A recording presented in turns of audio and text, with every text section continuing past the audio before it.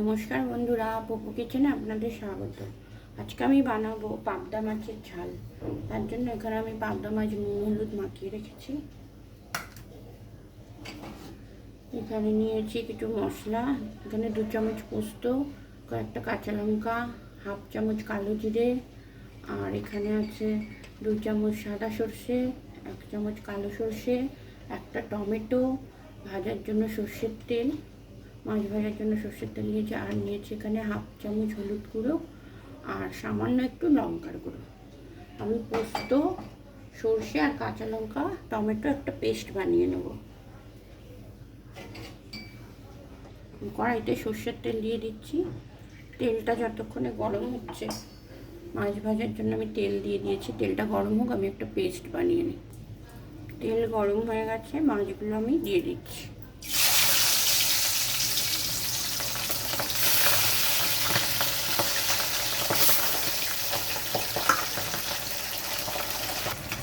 মাছটা এক পিঠ ভাজা হয়ে গেছে, আমি উল্টে দিচ্ছি মাছগুলো।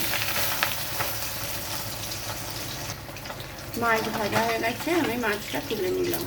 বাকি মাছগুলো আমি ভেজে নেব।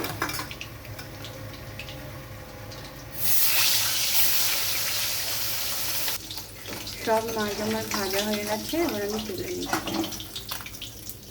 এবার এই তেলের মধ্যেই আমি দিয়ে দেব কালো জিরে ফোড়ন,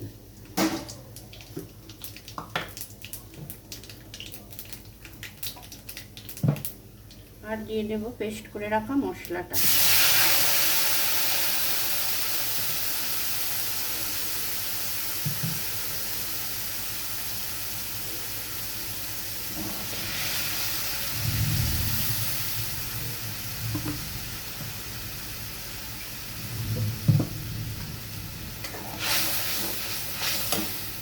এর মধ্যে আমি দিয়ে দিচ্ছি হলুদ গুঁড়ো আর লঙ্কা গুঁড়োটা।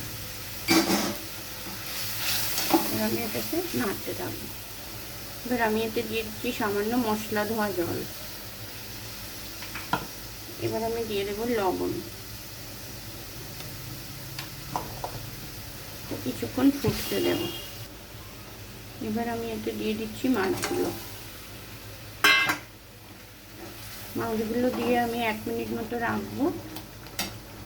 আমাদের রেডি হয়ে যাবে পাবদা মাছের ঝাল। আমি কয়েকটা কাঁচা লঙ্কা দিয়ে দিচ্ছি। উপর থেকে কয়েক ফোঁটা সর্ষের তেল ছড়িয়ে দিলাম। রেডি হয়ে গেল আমাদের পাবদা মাছের ঝাল। আমি এবার গ্যাসটা অফ করে দিচ্ছি। এবার আমি এটা নামিয়ে